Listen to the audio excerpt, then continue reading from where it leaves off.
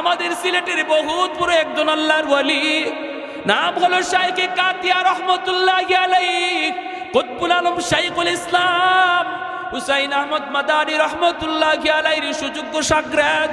হুজুর এরকম যেভাবে গেছেন, যেখানে গেছেন সেখানেই মাদ্রাসা তৈরি করেছেন।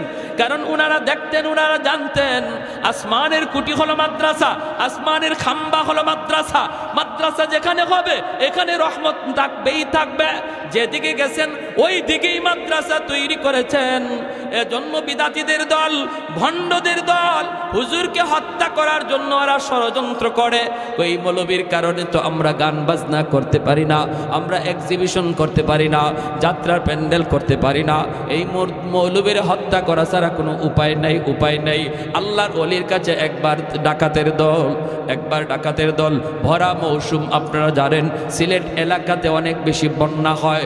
একবার এরকম বন্যা হয়েছে, বন্যার ভিতরে মাদ্রাসায় ডাকাতের দল নৌকা নিয়ে মাদ্রাসায় হাজির হয়েছে। হুজুরের কাছে আইসা বলতেছে, হযরত আমাদের এলাকার 2 গ্রামের ভিতরে প্রচন্ড ঝগড়া, যে কোনো সময় কোনাকুনি হয়ে যেতে পারে। আপনি যদি না যান তাহলে মানুষ কতজন খুন হবে এর হিসাব নাই।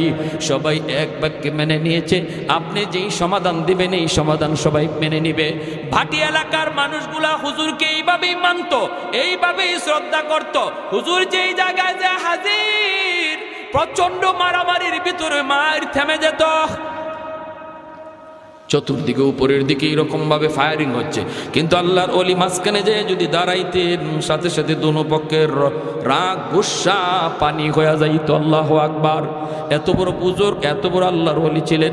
হুজুরে বলতেছেন, ঠিক আছে বাবা, তাহলে আর দেরি নাই, তাড়াতাড়ি চলো, দেরি নাই তাড়াতাড়ি চলো, আমাকে নিয়ে চলো। এই বইলা আল্লাহর ওলি তিনি উঠলেন নৌকায় উঠে গেলেন। জানাজানি নাই, কাউকে বলাও নাই, উঠে গেলেন। কারণ আল্লাহর ওলিরা তারা সর্বদা মনে করতেন মুসলমান কখনো মিথ্যা কথা বলতে পারে কিছু। যে আগে যায় বলতো তার কথাই বিশ্বাস করতেন। পরে যদি একজনে যায় বলতো, হুজুর ও তো আপনার কাছে মিথ্যা কথা বলছে, তখনই ধমক দিতেন। মুসলমান আবার মিথ্যা বলে নাকি? সুবহানাল্লাহ, জোরে কর না। যে মুসলমান আবার মিথ্যা বলে নাকি? আগের জনে আপনারে মিথ্যা বলছে এই কথাটা বুঝানোই যেত না। কি বুঝলেন? আমরাও মুসলমান, তারাও তো মুসলমান, ঠিক না? উনি নৌকা উঠছেন, নৌকা উঠটা ডাকাতরা লয়ে যাইতেছে হাওর এলাকায়, সিলেটের হাওর এলাকায়। অসুবিধা দিতেছে আপনাদের ভাই? অসুবিধা দিতেছে? শীত, এই যে কুয়াশার পানি পড়তেছে, কিন্তু কষ্ট হইতেছে আপনাদের। এখন হাওরের মাঝামাঝি গেছে, একদম হাওরের মাঝামাঝি। হুজুর বলতেছে, কি রে বাবা, ওই গ্রাম তো এত দূর হওয়ার কথা না, তোমরা আমারে কোথায় নিয়ে যাচ্ছ? না হুজুর, এই যে চলে আসছে, আর অল্প সময়। মূলত ওদের টার্গেট হলো একদম হাওরের মাঝামাঝি নিয়ে হুজুরকে একদম জবাই করবে, জবাই করে হাওরে ফেলাই দিবে। হাওরের মাঝামাঝি নেওয়ার পরে ডাকাতরা তাদের চেহারা পাল্টায় ফেললো। কাছে আইসা কয়, মৌলবী প্রস্তুত হয়ে যাও, আমাদের দীর্ঘদিনের চেষ্টা, তোমারে খুন করব। তোমার কারণে আমরা গান বাজনা, যাত্রা, প্যান্ডেল কিছুই করতে পারি না। খালি যাবাই যাও, এবার যাই তুমি মাদ্রাসা যেখানে যাও সেখানে গান বন্ধ করে ফেলো, ঠিক আছে? আজকে তোমার জীবনের শেষ দিন, তুমি প্রস্তুত নাও। আল্লাহর ওলি বলেন, আমাকে একটু সুযোগ দিবানি 2 রাকাত নামাজ পড়ার? কয়, কোনো অসুবিধা নাই, শেষ জীবনের শেষ নামাজ পড়তে চাও, নামাজ পড়ে নাও। আল্লাহর ওলি 2 রাকাত নামাজে দাঁড়াইলেন নৌকার ভিতরে। যেই মাত্র নামাজে দাঁড়াইলেন সাথে সাথে প্রচন্ড ঝড় তুফান শুরু হয়ে গেল। এমন তুফান, এমন ঝড়, মুহূর্তের ভিতরে আকাশের রং চেঞ্জ। আল্লাহর ওলি এখনো নামাজে সালাম ফিরান নাই। এমন ঝড়, নৌকা ডুবে যাবে। আর এটা এমন এক হাওর, সুনামগঞ্জের ভাটি এলাকার হাওর। এই হাওরে যদি নৌকা ডুবে, হুজুর তো মরবেন, মরছেন, কিন্তু ডাকাইত একটাও বাঁচবে না। এখন ডাকাতের দলগুলি কয়, তাড়াতাড়ি নৌকা সামাল দেওয়া, আগে মৌলবীরে আগ পরে মারবো, আগে নৌকা সামাল দিয়ে নিজের জান বাঁচাও। ওরা তুফান আর ঝড়ের কবল থেকে নিজেকে বাঁচানোর জন্য নৌকা সামাল দিতে লাগলো, নৌকা সামাল দিতে লাগলো। আল্লাহর ওলি তিনি তো নামাজে খবর নাই এইদিকে এত ঝড় বয়া যাইতেছে। কারণ খাঁটি আল্লাহওয়ালারা যখন নামাজে দাঁড়ায়, দুনিয়ার কোনো হুঁশ থাকে, কোনো খবর থাকে না, কোনো খবর থাকে না।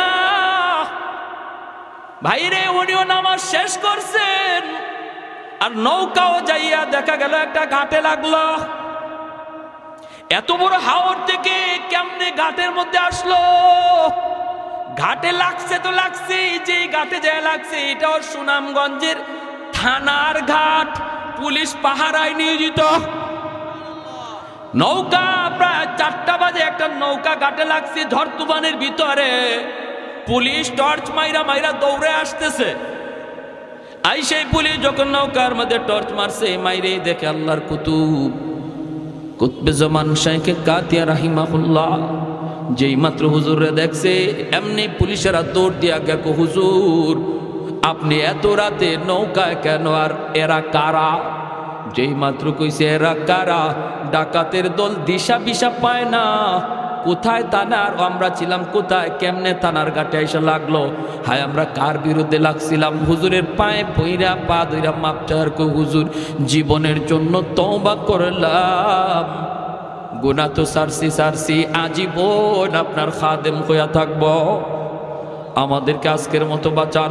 যেই পুলিশেরা কই হুজুর এরা কারা, আপনার পা ধরতেছে, হুজুরে বলতেছেন না কোনো অসুবিধা নাই, এরা সব আমার খাদেম, নৌকা ভুল করে এখানে চলে আসছে, একটা অন্যায় করেছে তাই মাপ চাইতেছে।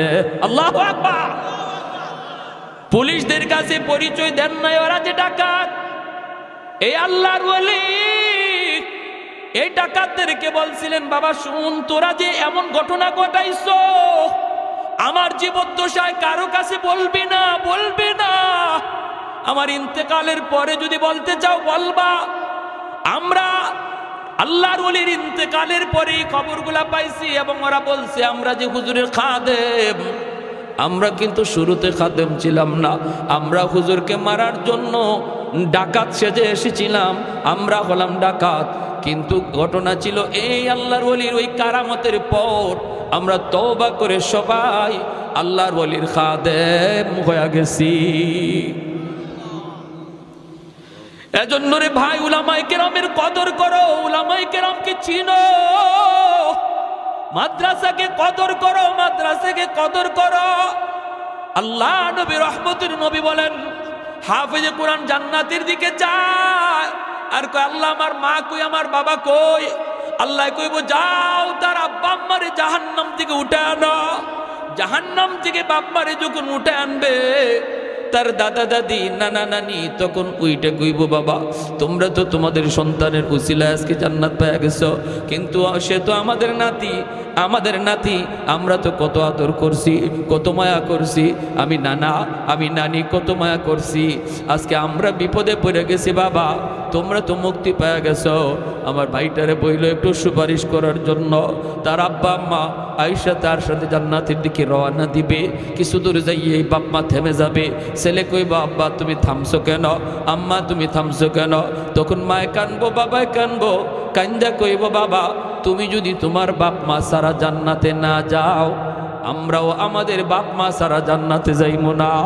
তখন আল্লাহ কইব যাও তার দাদা দাদি নানা নানিরে তুইলা আনো।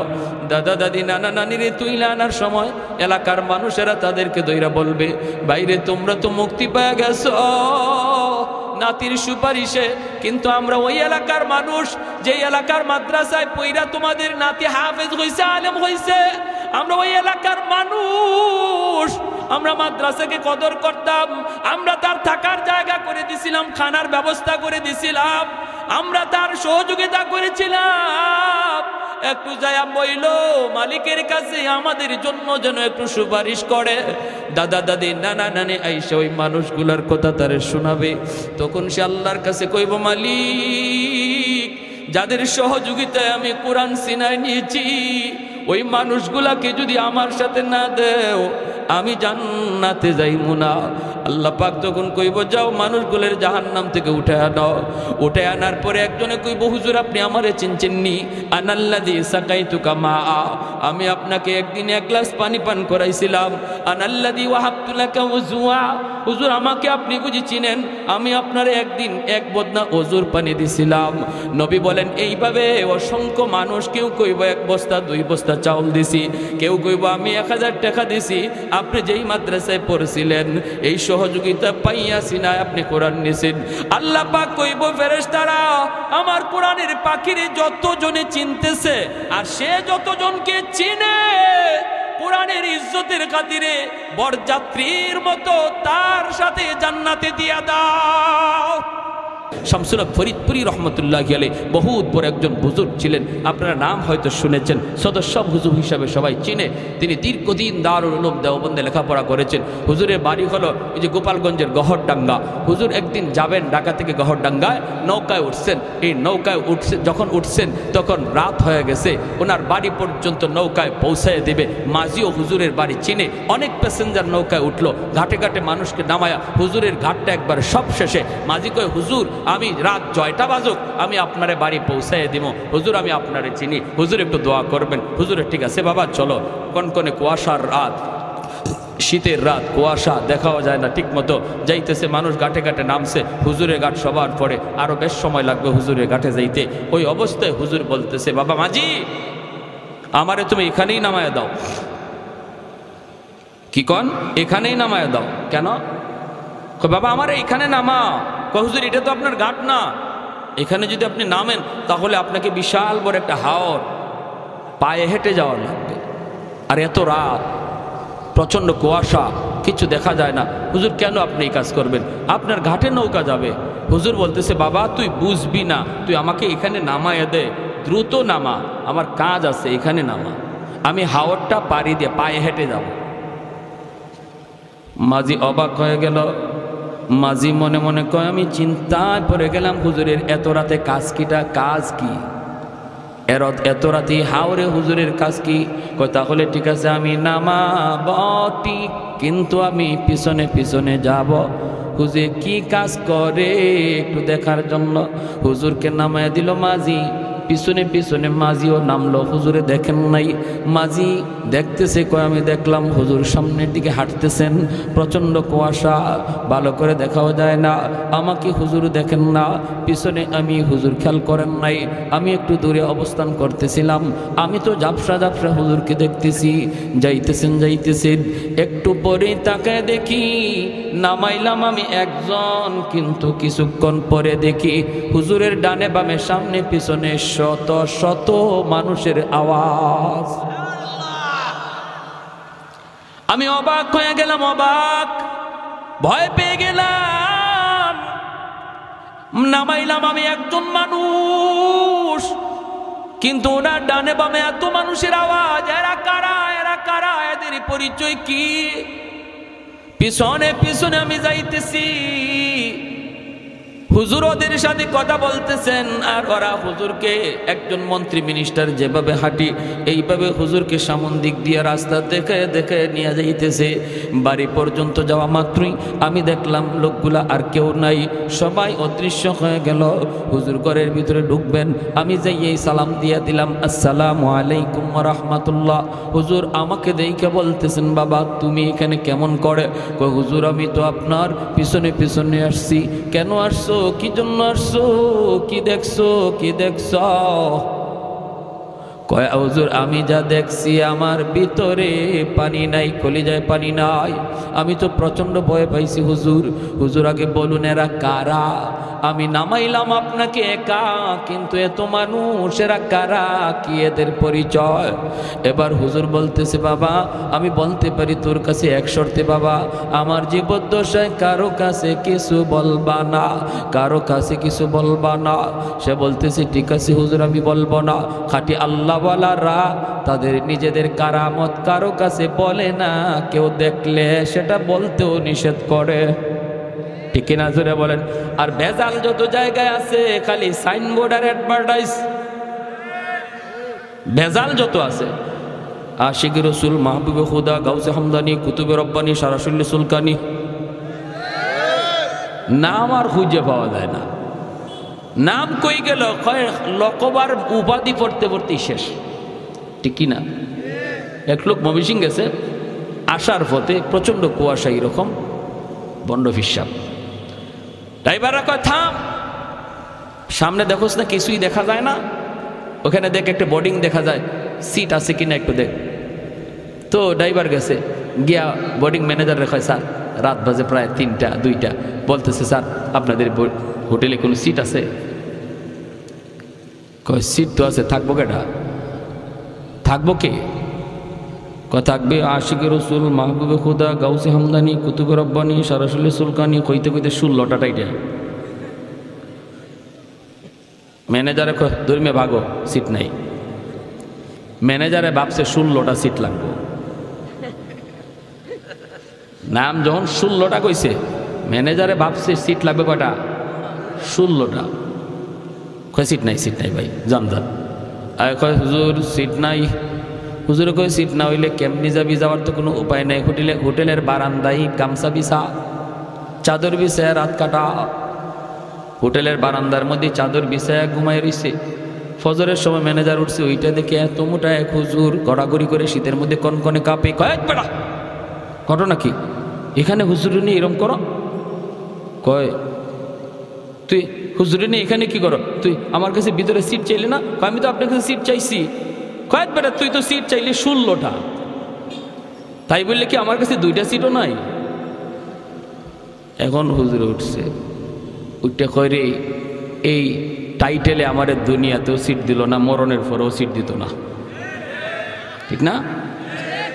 এই টাইটেলে দুনিয়াতেই সিট দিছে না, মরার পরেও সিট দিবে। এজন্য খাঁটি আল্লাহওয়ালা চেনার উপায় হলো তারা সহজ সরল সাদা সিধা, এত অ্যাডভার্টাইজও নাই, এত গাওয়াগাওয়িও নাই, হ্যাঁ, এত লৌকিকতাও নাই। শামসুর হক ফরিদপুরি রহমতুল্লাহি আলাইহি ওই মাজিরে বলতেছেন, আমি বলতে পারি তোকে, শর্ত হলো আমার জীবদ্দশায় কারো কাছে এই কথা বলবা না। বলেন হুজুর? বাবা আমি যখন নৌকায় ছিলাম, এই নৌকায় থাকা অবস্থায় এই এলাকার জিন্নাতের সর্দার আমার কানে কানে আইসা সালাম দিয়া কয়, হুজুর আমরা আজ অনেক দিন যাবৎ আপনার অপেক্ষায়, আমাদের ভিতরে অনেক সমস্যা চলতেছে, কেউ কারো কথা মানে না, এমন দ্বন্দ্ব খুনাখুনি হওয়ার সম্ভাবনা আছে। এক পর্যায়ে আমরা সবাই একমত হয়েছি যতগুলি সমস্যা আছে সবগুলির সমাধান আপনার কাছ থেকে নিব, আপনি যা বলবেন আমরা সবাই মাথা পেতে মেনে নিব, কেউ আর আমরা কোনো ধরনের বিরোধিতা করব না। হুজুর একটু দয়া করে যদি এই জায়গায় নামতেন, পায়ে হেঁটে যদি বাড়িতে যাইতেন, হাওরটা আমরা পাহারা দিয়া দিয়া আপনাকে বাড়ি পর্যন্ত পৌঁছায় দিব, আর মাঝখানে আমাদের যত যা কিছু জানার প্রয়োজন সব আমরা জেনে নিব। আল্লাহু আকবার। मैं तालिब मौला हो मेरे इश्क़ निराला, मैं तालिब मौला हो मेरे इश्क़ निराला, है जुमला जहाँ जिनके तजल्ली से उजाला, है जुमला जहाँ जिनके तजल्ली से उजाला, मैं दरूद जहाँ गैर खुदा यार नदारम, जुज़ याद खुदा हीच दिगर कार नदरम, जुज़ याद खुदा हीच दिगर कार नदरम। ज़ोरे कुन अल्लाहु अकबर। আর একটু জোরে কোন আল্লাহু আকবার। তাহলে আল্লাহর নবী বলেছেন উলামায়ে কেরামকে মানব দানব পশু পাখি সবাই শ্রদ্ধা করে, কারণ হলো ওরা জানে উলামায়ে কেরামের উসিলায় আল্লাহ সবাইরে খাওয়াইতেছে। ঠিক কিনা? ঠিক কিনা? আমার আপনারও আল্লাহ খাওয়ায় মাদ্রাসার উসিলায়, ঠিক কিনা? আমি মাদ্রাসা দান করলেও মাদ্রাসা চলবে, না করলেও মাদ্রাসা চলবে, বাকি মাদ্রাসায় আমি দান কইরা মাদ্রাসা টিকায় রাখছি, বিষয়টা এমন নয়, বরং মাদ্রাসায় উসিলায় আল্লাহ আমাকে টিকায় রাখছে। ঠিক কিনা রে ভাই? ও মালিক, তোমার দেওয়া আমানত, কেন বাপ মা খেয়ানত করলো? আমার হোক, কেন বাপ মা নষ্ট করলো? ডাকো আজ আমার মাকে, ডাকো আজ আমার বাবাকে, ডাকো আল্লাহ আমার মা বাবাকে ডাক দাও। রব্বানা আতিহিম দিরফাইন মিনাল আযাব ওয়ালআনহুম লানান কাবীরা। কইব আল্লাহ আজ আমি জাহান্নামী হলাম, আমার বাপ মার ভুল সিদ্ধান্তের কারণে আজ আমি জাহান্নামী হয়েছি। আমি আজকে জাহান্নামের আগুনে যেই পরিমাণ শাস্তি ভোগ করব, আমার মা বাবাকে ডাবল শাস্তি দাও, ডাবল শাস্তি দাও। সন্তান আল্লাহর দরবারে বাপ মার বিরুদ্ধে মামলা দিবে। দুনিয়ার বহু বাপ মা সন্তানের মামলায় আল্লাহর আদালতে আসামির কাঠগড়ায় দাঁড়াবে। নাউজুবিল্লাহ। জোরে কর। কি শিখাবো, কি পড়াবো, কি দেখাবো? মায়ার নবী, দয়ার নবী বলেন, কুল্লু মাউলুদিন ইউলাদু আলাল ফিতরা ফাআবাওয়াহু ইউহাব্বিদানিহি আও ইউনাসসিরানিহি আও ইউমাজ্জিসানিহি। আল্লাহ নবী বলেন, সমস্ত সন্তান দুনিয়াতে আগমন করে আল্লাহর পরিচয় লইয়া রে যুবক। হিন্দুর সন্তানটাও দুনিয়াতে আগমন করে এক আল্লাহর পরিচয় নিয়া। ইহুদির বাচ্চাটাও দুনিয়াতে আগমন করে এক আল্লাহর পরিচয় নিয়া। খ্রিস্টানের সন্তান সেও দুনিয়াতে আগমন করে এক আল্লাহর পরিচয় নিয়া। সমস্ত সন্তান দুনিয়াতে যখন আগমন হয় শুধু আল্লাহর পরিচয় নিয়েই নয়, বরং সে আল্লাহর ওলি হইয়া দুনিয়াতে আগমন করে। মায়ার নবী, দয়ার নবী বলেন, ফাআবাওয়াহু ইউহাব্বিদানিহি আও ইউনাসসিরানিহি আও ইউমাজ্জিসানিহি। নবীজি বলেন, এরপরে তার বাপ মা তারে ইহুদি বানায়, বাপ মা তারে নাসারা বানায়, বাপ মা তারে মুশরিক বানায়, বাপ মা তারে বেনামাজি বানায়, বাপ মা তারে সুদখোর, ঘুষখোর, গাঞ্জাখোর বানায়, বাপ মা তারে বেপথে বেলাইনে নিয়ে যায়। তার জীবনের টার্গেট ছিল আল্লাহর ওলি হইয়া কবরে যাওয়া। দুনিয়া এসেছে আল্লাহর ওলি হইয়া, কবরও সে যাবে আল্লাহর ওলি হইয়া।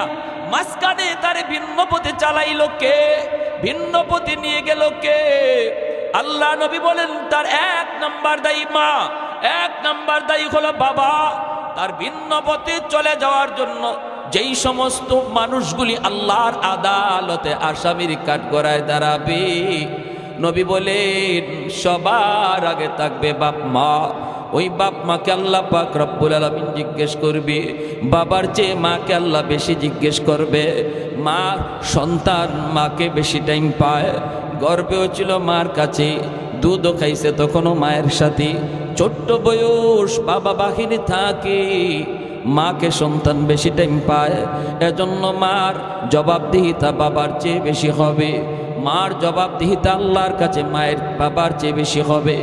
কারণ মায়ার নবী বলেন, আল মারআতু রাইয়াতুন আলা বাইতি যাওজিহা ওয়া ওয়ালাদিহি। নবীজি বলেন, সমস্ত মহিলারা স্বামীর ঘরের মালামালের হেফাজতের জবাব আল্লাহর কাছে দিবে। আরেকটা জবাব দিবে ওয়া ওয়ালাদিহি, তার সন্তানের ব্যাপারে জবাব দিবে মা। বাবার চেয়ে মায়ের জবাবদিহিতা বেশি হবে, কারণ মাকে সন্তান বেশি টাইম পায়। মার আসরটাও সন্তানের উপরে যায় বেশি পড়ে। মা যদি দিনদার হয় সন্তানও দিনদার হয়, মা যদি নামাজি হয় সন্তান নামাজি হয়, মা যদি কোরআন তেলাওয়াত বেশি বেশি করে সন্তান হাফেজে কোরআন হয়। মা যদি সন্তান পেটে নিয়ে বেশি বেশি টক খায় সন্তান বড় হয়ে টক প্রিয় হয়। মা সন্তান পেটে নিয়ে যদি বেশি বেশি মিষ্টি খায় সন্তান বড় হয়ে মিষ্টি প্রিয় হয়। মা সন্তান পেটে নিয়ে যদি বেশি বেশি করে কোরআন তেলাওয়াত শোনে, এই সন্তান বড় হওয়ার পর হাফেজে কোরআন হয়। পেটে সন্তান নিয়ে মা যদি বেশি বেশি গান শুনে, এই সন্তান বড় হয়ে গানের মাস্টার হয়। মা সন্তান পেটে নিয়ে যদি পর্দার ভিতরে চলে, সন্তান যেখনি হয়, মেধাবী হয়, জ্ঞানী হয়। আর মা সন্তান পেটে নিয়ে যদি বেপরদায় ঘুরে, এই সন্তানের ব্রেইন ঢিলা হয়, বোকা হয়, প্রতিবন্ধী হয়। এটা অভিজ্ঞরা অভিজ্ঞতার আলোকে বলেছেন। এজন্য বাইরা মনে রাখবি যুবক, সবার আগে যদি একটা সুন্দর সন্তান চাও, নেককার একটা ছেলে যাও, আগে মা, ভালো একটা মা তোমাকে তালাশ করতে হবে। পর্দানিসীন একজন মহিলা, একজন স্ত্রী তোমাকে খুঁজতে হবে। কোরআন তেলাওয়াতকারিনী একজন মা তার জন্য আনতে হবে। মা যদি ভালো হয়, সন্তান ভালো হয়, দেখবেন মা নামাজে দাঁড়াইলে ছোট্ট শিশুটাও মায়ের সাথে নামাজে দাঁড়ায়, ঠিক কিনা? মা তাসবিহ পড়ে, মা রুকু করে সিজদা করে, ছোট্ট শিশুটাও রুকু করে সিজদা করে। মা তাসবিহ পড়ে, টুট নড়ে, শিশু বাচ্চাটাও তাসবিহ পড়ে। কিসের তাসবিহ? তাসবিহ তো পড়ে না, তাসবিহ তো পড়ে না, মার টুট নড়ে, এজন্য বাচ্চাটাও টুট নাড়ায়। জোরে বলি সুবহানাল্লাহ, আর একটু জোরে কোন সুবহানাল্লাহ। এজন্য ভাইরা মনে রাখবারে আল্লাহর বান্দা, সন্তানের ব্যাপারে আল্লাহর দরবারে বাপ মার জবাবদিহিতে হবে সবার আগে। কারণ ঘর হলো তার সর্বপ্রথম বিদ্যালয়, বাপ মা হলো তার সর্বপ্রথম শিক্ষক। ঘরের মধ্যে সন্তান যা কিছু শিশুবেলা থেকে বড় হওয়ার পর এটার আসর থাকে। ঘরের মধ্যে সন্তান যা কিছু শুনে এটা তার মরণ পর্যন্ত আসর থাকে। কারণ শিশুকালে বাচ্চাগুলির দিল দেমাগ হলো কাদামাটির মতো, কাদামাটির ভিতরে যা খুশি লেখা যায়, মাটি যদি শক্ত হয়ে যায় লেখা যায় না। সন্তানের চোখ হলো ভিডিও রেকর্ডার, কান হলো তার অডিও রেকর্ডার।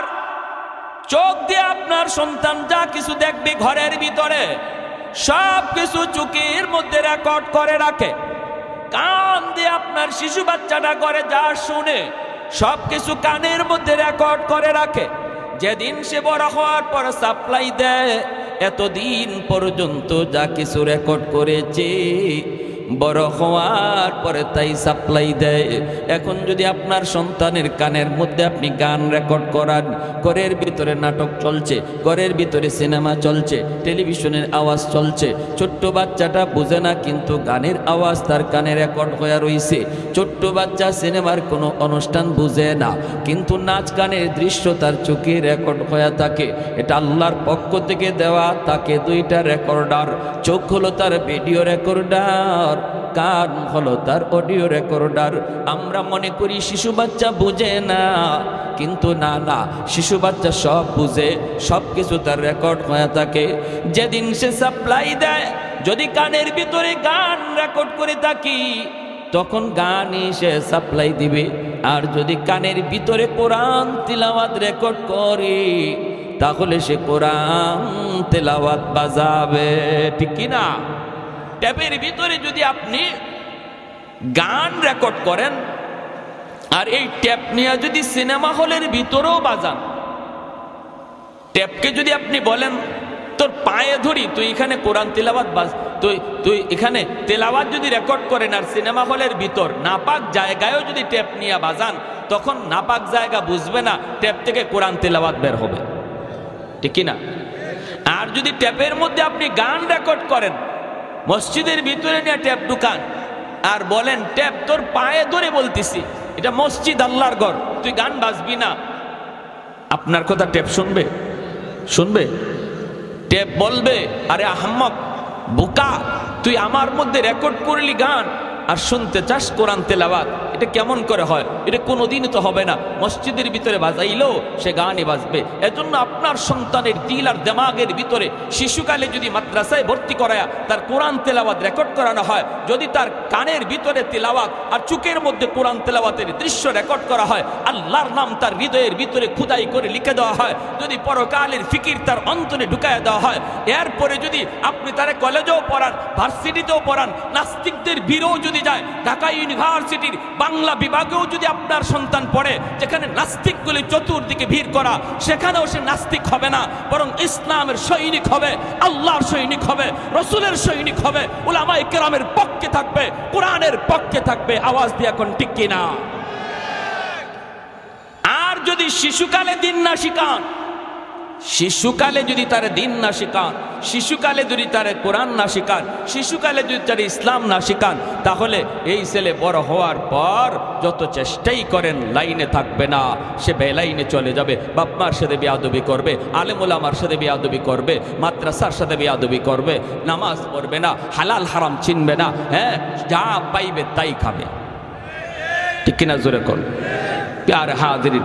এজন্য বলি, মনে রাখবেন, শিশুকালে 5 বৎসর মিনিমাম মাদ্রাসায় বাচ্চাটারে পড়ান। ডাক্তার বানাইতে চান, অসুবিধা নাই, আমরা নিষেধ করি না। এদেশে ডাক্তারের প্রয়োজন, ইঞ্জিনিয়ারের প্রয়োজন। সবাই মাদ্রাসায় পড়লে ডাক্তার ইঞ্জিনিয়ার হবে কে? মাদ্রাসা থেকে মুফতি মুহাদ্দিস হাফেজে কোরআন বের হয়, ডাক্তার ইঞ্জিনিয়ার বের হয় না। একটা দেশের জন্য প্রয়োজন। আমি বলি ডাক্তার বানান, ইঞ্জিনিয়ার বানান, এটা ইসলাম কখনো নিষেধ করে না। কিন্তু ইসলাম বলে ডাক্তার পরিচয় সন্তানের বড় পরিচয় নয়। আমার সন্তানের সবচেয়ে বড় পরিচয় হলো সে মুসলমানের সন্তান। এজন্য সবার আগে মুসলমানই শিখাইতে হবে। আওয়াজ দিয়ে বলেন ঠিক কিনা? সবার আগে মুসলমানই শিখাও। সন্তানকে বলো, বাবা ইঞ্জিনিয়ার হওয়া তোমার বড় পরিচয় নয়, ডাক্তার হওয়া বড় পরিচয় নয়, তোমার সবচেয়ে বড় পরিচয় তুমি মুসলমান। এজন্য সবার আগে মুসলমানই শিখো। আর মুসলমানই শিখানোর জন্যই মাদ্রাসায় 1 বছর 2 বছর না, 5 বছর পড়াইতে হয়। শিশুকালে মক্তবে 1 ঘন্টা পড়ানোর দ্বারা মুসলমানই শিক্ষা করা হয় না। মক্তবে 1 ঘন্টা হুজুর 200-250 ছাত্রকে কখন পড়া দিবে আর কখন নিবে, সহি শুদ্ধ করে কোরআনই হুজুর পড়াইতে পারে না। বাচ্চাদের মারামারি, কিলাকিলি, ঘুষাঘুষি, এই মামলা ডিসমিস করতেই তো হুজুরে 1-1.5 ঘন্টা চলে যায়। ঠিক না? এটা আমরাও তো বুঝি বাপ মারা, যে হুজুরে মক্তবে যে কি পরিমাণ ভালো পড়াইতেছে, এটা আমরাও বুঝি। অনেক মাও আছে এমন, মনে করে ঘরে বাচ্চা ঝামেলা করে, দুষ্টামি করে, মক্তবে পাঠাই দে, কিলাকিলি যা আছে, ঘুষাঘুষি যা আছে, সব যেন মক্তবে যেয়ে করে। ঠিক না? তো এই জন্য মক্তবে পড়ানোর দ্বারা বাপ মা জিম্মাদারি আদায় হয় না, সন্তানের হক আদায় হয় না, সন্তান মুসলমানই শিখতে পারে না। 5 বছর মাদ্রাসায় পড়াইতে হবে শিশুকালে, নুরানি মাদ্রাসায়। আর আলহামদুলিল্লাহ এখন মাদ্রাসাগুলিতে 5 বছর শিশুকালের, এই যে শিশুকালের 5 বছর 1 থেকে 5 পর্যন্ত মাদ্রাসায়ও স্কুলের সমমানের অঙ্ক ইংরেজি সিলেবাস রাখা হয়েছে। স্কুলে যে অঙ্ক ইংরেজি পড়ানো হয়, মাদ্রাসায় একই অঙ্ক ইংরেজি পড়ানো হয়। শুধু আপনাদের কথা চিন্তা করে যারা মনে করতেছেন ছেলেকে ডাক্তার বানাবেন, ইঞ্জিনিয়ার বানাবেন, আপনার কথা ভেবে মাদ্রাসার সিলেবাস এমন করা হয়েছে। বানান ডাক্তার, ইঞ্জিনিয়ার বানান, কিন্তু সবার আগে তার জীবনের লেখাপড়ার শুরুটা যেন মাদ্রাসা থেকে হয়, তার জীবনের শুরু যেন মুসলমানি শিক্ষার দ্বারা হয়, তার লেখাপড়ার শুরু যেন কোরআনের শিক্ষার দ্বারা হয়। তাহলে মুসলমানের সন্তান হবে আগে, আগে মুসলমানের সন্তান হবে, তারপরে তার পরিচয় হবে ডাক্তার। যেই ছেলে মুসলমানি শিক্ষা ডাক্তার হবে, তার নিয়ত হয়ে যাবে পরিশুদ্ধ, হারাম পথে কোনোদিন টাকা কামাই করবে না, মিথ্যা সার্টিফিকেট দিয়া কোনো রোগীর প্রাণ নিবে না, টাকার লোভে পইরা কোনো নর্মাল ডেলিভারি কেস কোনো মহিলার সিজার লাগবেই মিথ্যা কথা বইলা 40,000 টাকার লুপ করবে না। কারণ তার সিনার ভিতরে কোরআনের মহব্বত, হালাল হারাম সিনায় খুদাই করে লিখে দেওয়া হয়েছে।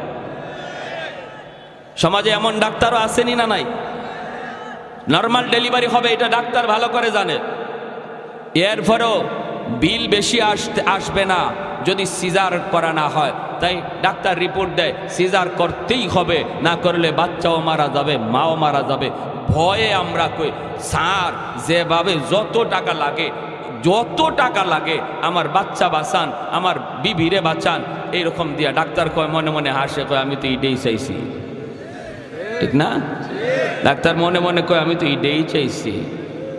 যে ডাক্তার 30-40 হাজার টাকার লোভে পড়া একজন সুস্থ মহিলাকে সারা জীবনের জন্য অসুস্থ বানায় দিল, এই ডাক্তাররে আপনারা ডাক্তার বলবেন না ডাকাত বলবেন? আওয়াজ আসতে হয়েছে, জোরে কর। ডাক্তার না ডাকাত? কেন? কার তার জীবনের শুরুটা কোরআন শিক্ষার দ্বারা হয় নাই। এমন ডাক্তারের বাবা হওয়ার চেয়ে না হওয়া ভালো, এমন ডাক্তারের দাদা হওয়ার চেয়ে না হওয়া ভালো। আর যদি কোরআন শিক্ষায়া ইসলামী জিন্দেগি তারে মুসলমানের সন্তান বানাইয়া তারে ডাক্তার বানাইতেন, তাহলে এই ডাক্তারের নামে বাপ মার সুনাম হতো। আর এখন কইব যখন এই ধরনের ডাকাতি করবো ধরবো হয়তো ডাকাতের বাপ যায়, ডাক্তারের বাপ কইব না, ওই ডাকাতের বাপ যায়, ঠিক না? ইঞ্জিনিয়ার হইছে, রড না দিয়া ব্রিজ বানাইতে গিয়ে বাঁশ ঢুকাই দিছে, খবর আসেনি উত্তরবঙ্গের মানুষের? হ্যাঁ, আচ্ছা এখন বাঁশ ঢুকাইছে, মানুষ মরছে, ইঞ্জিনিয়ার কয়তো আমার কি হয়েছে, আমার দরকার ছিল টাকা, ঠিক না? আমার দরকার ছিল টাকা, আমি টাকা পেয়ে গেছি, মানুষ মরুক তো মরুক। যে ইঞ্জিনিয়ারের কাছে টাকার দাম আছে, মানুষের জীবনের দাম নাই, এরও আপনারা মানুষ বলবেন? মানুষ বলবেন? এ কথা আল্লাহ পবিত্র কোরআনের সূরাতুর রহমানে বলেছেন, আর রহমান আল্লামাল কুরআন খালাকাল ইনসান। আল্লাহ বলে তুমি যদি মানুষ হতে চাও আগে কোরআন শিখো, যদি মানুষ হতে চাও আগে কোরআনই শিক্ষা লাভ করো। আল্লাহ পাক এজন্য কোরআন শিক্ষার কথা আগে আনলেন আর মানুষ সৃষ্টির কথা পরে নিলেন। যদি আপনারাও আপনাদের সন্তানকে মানুষ বানাইতে চান, মানুষের ঘরে সন্তান জন্ম নিলে মানুষ হয় না, মুরগির বাচ্চা জন্ম নিলে মুরগি হয়, মানুষের বাচ্চা জন্ম নিলে মানুষ হয় না, তার মানুষ বানাইতে হয়। আর আল্লাহ বলেন মানুষ বানাইবার পথ হলো কোরআনের শিক্ষা। এজন্য তার জীবনের শুরুটা কোরআনের শিক্ষা দ্বারা করাও, তার জীবনের লেখাপড়ার শুরুটা মাদ্রাসার দ্বারা করাও, তাহলে সে তোমাদের কাছে যেমন মানুষ, আমি আল্লাহর কাছেও মানুষ হবে।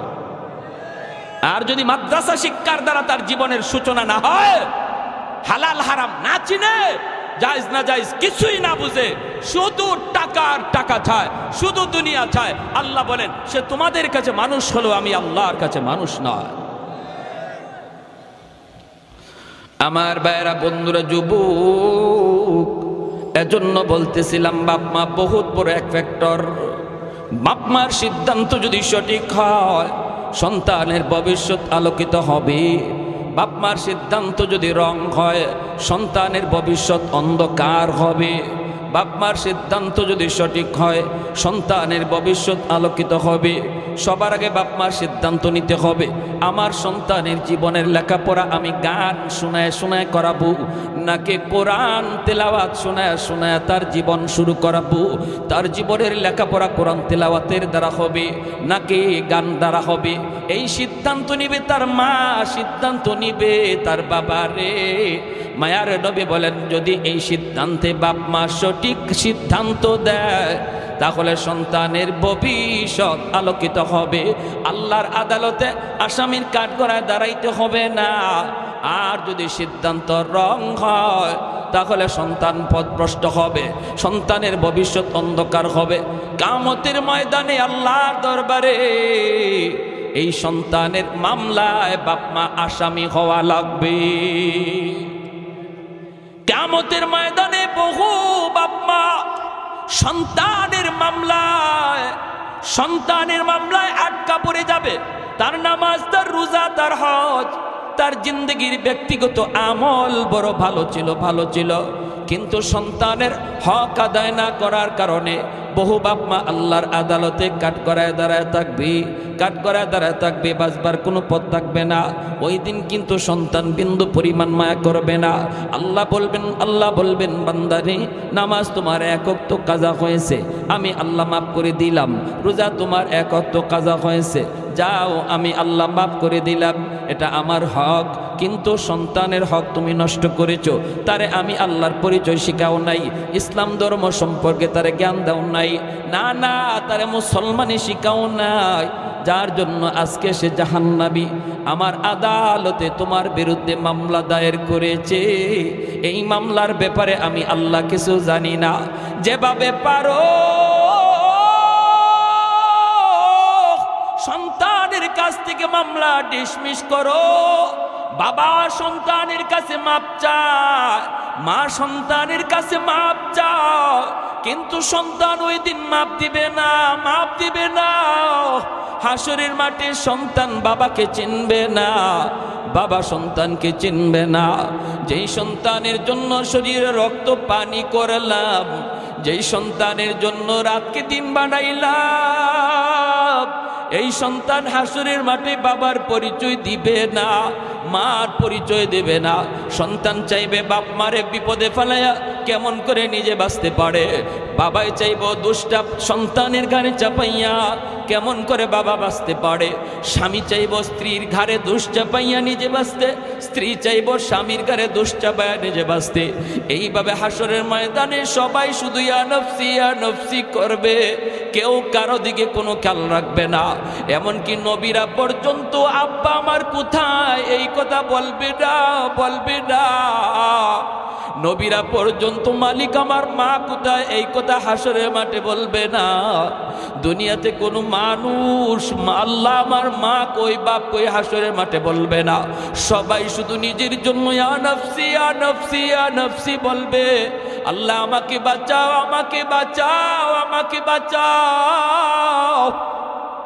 কে কার গারে দোষ চাপায়া বাঁচতে চায় এই ফিকির করবে হাসরের মাঠে। এজন্য বলতেছি রে বাবা, একটু মনোযোগ দিয়া খেয়াল করে শোনো। আমরা যারা বাবা হয়েছি, আমরা যারা মা হয়েছি, বাবা হওয়া সহজ, মা হওয়া সহজ, কিন্তু একজন আদর্শ মা হওয়া, আদর্শ বাবা হওয়া বড় কঠিন। সিদ্ধান্ত যদি তোমার ভুল হয় তাহলে তুমি বাবা আল্লাহর দরবারে কলঙ্কিত, সন্তানের কাছেও কলঙ্কিত। আর যদি সিদ্ধান্ত তোমার সঠিক হয় সন্তানের কারণে নাম উজালা। যেই সকল বাপ মা সন্তানকে হাফেজে কোরআন বানানোর নিয়ত করবে, নূরুন আলা নূর, আলেম বানানোর নিয়ত করবে, তাহলে এটা তো নূরুন আলা নূর। যদি মনে করে আমার সন্তানকে আমি হাফেজে কোরআন বানাবো, আলেম মুফতি মুহাদ্দিস বানাবো, কিয়ামতের ময়দানে আল্লাহ পাক রব্বুল আলামিন হাসরের ময়দানে একটা মুকুট হাতে নিয়ে দাঁড়ায় থাকবেন। হাসরবাসী মানুষ বলবে, আল্লাহ কার জানি অপেক্ষা করি, কার জন্য জানি মালিক অপেক্ষা করতেছে, মুকুট জানি আল্লাহ কাকে পরাইতে চায়। নবীর বাপ মা সামনে গেলেও আল্লাহ পাক নড়বে না, আল্লাহ পাক পরিচয় দিবেন না, আল্লাহ কাছে ডাকবেন না। কত মানুষ আল্লাহর কাছে যায় দাঁড়াবে, আল্লাহ কাউকে কাছে ডাকবেন না। এমনি একজন মানুষ যা কইব, মালিক আমাকে আপনি চিনেননি। আল্লাহ তখন বলবে, বান্দা তুমি কে? কয় আমি অমুক হাফেজে কোরআনের আব্বা, আমি অমুক মুফতি সাহেবের মা। মালিক তখন ডাক দিয়া বলবে হাসরের ময়দানে, বান্দা রে, আজ কোটি কোটি মানুষের ভিতরে আমি আল্লাহ তোমাকেই খুঁজতেছি। মান করা আল কুরআন ওয়া আমিলা বিমা ফিহি উলবিসা ওয়ালিদাহু তাজান ইয়াউমাল কিয়ামা দাউহু আহসানু মিন দাউইশ শামস। মায়ার নবী, দয়ার নবী বলেন, দুনিয়াতে ওই হাফিজে কোরআনের মাথায় পাগড়ি পরাইলো দুনিয়ার উস্তাদগণ, এলাকার মানুষগণ হাফিজে কোরআনের মাথায় পাগড়ি পরায় দিল। কিন্তু ওই দিন আল্লাহ পাকের কুদরতির নজর ছিল হাফিজে কোরআনের বাপ মার দিকে। যেরকম সুবহানাল্লাহ, মানুষ হাফিজের মাথায় পাগড়ি পরায় আর আল্লাহর নজর হাফিজের বাপ মার দিকে। সুবহানাল্লাহ জোরে কইতেন না? আর একটু জোরে কোন সুবহানাল্লাহ, আর একটু জোরে সুবহানাল্লাহ।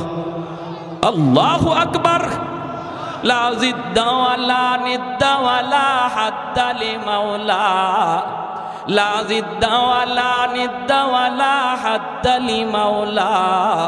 আল আনা কামা কানা ওয়ালাম ইয়ালকা জাওয়ালা, আল আনা কামা কানা ওয়ালাম ইয়ালকা জাওয়ালা। লা মিসলা ওয়ালা সাওয়ারা মিসলা ওয়া নাযীরা। من قال سوى ذلك قد قال محالا، من قال سوى ذلك قد قال محالا.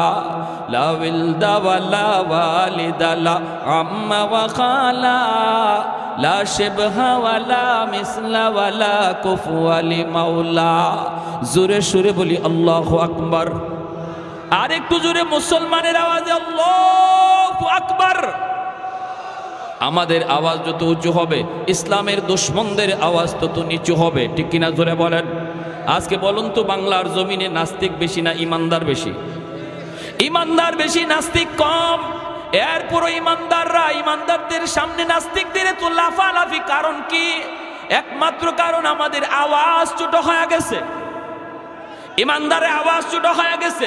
ইসলামের হুকুম হলো আমরা জায়গা মতো নরম, আবার জায়গা মতো আমরা খুব বেশি গরম। আওয়াজ দিয়া কোন ঠিক কিনা? পশ্চিমাদের চোখ পড়েছে কাবা গড়ের প্রান্তরে, ব্রিটিশ দালাল দল বেঁধেছে ধ্বংস করতে চায় কারে। পশ্চিমাদের চোখ পড়েছে কাবা গড়ের প্রান্তরে, ব্রিটিশ দালাল দল বেঁধেছে ধ্বংস করতে চায় কারে। আল্লাহ পাকের ঘর তোর সাহস থাকলে ধর। হয় নাই আরো জোরে হয় নাই ঠিক কিনা? আল্লাহ পাকের ঘর তোর সাহস থাকলে ধর, দো জাহানের মালিক যিনি পবিত্র কাবা। ওই আরবের দিন বাঁচাতে সত্য ন্যায়ের মুক্তি চাই, মুহাম্মদের বাহিনী আজ আসলে তোদের রক্ষা নাই। ওই আরবের দিন বাঁচাতে সত্য ন্যায়ের মুক্তি চাই, মুহাম্মদের বাহিনী আজ আসলে তোদের রক্ষা নাই। পশ্চিমাদের চোখ পড়েছে কাবা গড়ের প্রান্তরে, ব্রিটিশ দালাল দল বেঁধেছে ধ্বংস করতে চায় কারে। আল্লাহ পাকের ঘর তোর সাহস থাকলে ধর, তো জাহানের মালিক যিনি পবিত্র কাবা। ওই আরবের দিন বাঁচাতে সত্য ন্যায়ের মুক্তি চাই, মুহাম্মদের বাহিনী আজ আসলে তোদের রক্ষা নাই। ওই আরবের দিন বাঁচাতে সত্য ন্যায়ের মুক্তি চাই, মুহাম্মদের বাহিনী আজ আসলে তোদের রক্ষা নাই। মুহাম্মদুর রাসূলুল্লাহর বাহিনী আসেনি? হাত উঠে বলো আসেনি? আর একটু জোরে আসেনি? একটু দাঁড়াও জেগে উঠু ওহি মুসলমান, আর কতদিন দিন ইসলামের সইবে অপমান। ঠিক না ঠিক না? একটু দাঁড়াও জেগে উঠু ওহে মুসলমান, আর কতদিন দিন ইসলামের সইবে অপমান। রক্ত দিয়ে পবিত্র ওই মক্কা মদিনা, সেই জমিনে সিনেমা হল চলতে পারে না। রক্ত দিয়ে পবিত্র ওই মক্কা মদিনা, সেই জমিনে সিনেমা হল চলতে পারে না। নূর মক্কার ইসলাম তার তাকলো কি আর দাম, বন্দিশালায় তাকে যদি কাবার ইমাম। ওই আরবের দিন বাঁচাতে সত্য ন্যায়ের মুক্তি চাই, মুহাম্মদের বাহিনী আজ আসলে তোদের রক্ষা নাই। ওই আরবের দিন বাঁচাতে সত্য ন্যায়ের মুক্তি চাই, মুহাম্মদের বাহিনী আজ আসলে তোদের রক্ষা নাই। পশ্চিমাদের চোখ পড়েছে কাবা গড়ের প্রান্তরে, ব্রিটিশ দালাল দল বেঁধেছে ধ্বংস করতে চায় কারে। আল্লাহ পাকের ঘর তোর সাহস থাকলে ধর, তো জাহানের মালিক যিনি পবিত্র কাবা। ওই আরবের দিন বাঁচাতে সত্য ন্যায়ের মুক্তি চাই, মুহাম্মদের বাহিনী আজ আসলে তোদের রক্ষা নাই। ওই আরবের দিন বাঁচাতে সত্য ন্যায়ের মুক্তি চাই, মুহাম্মদের বাহিনী আজ আসলে তোদের রক্ষা নাই। একটু জোরে সুরে কোন আল্লাহু আকবার। হয় নাই আরো জোরে আল্লাহু আকবার।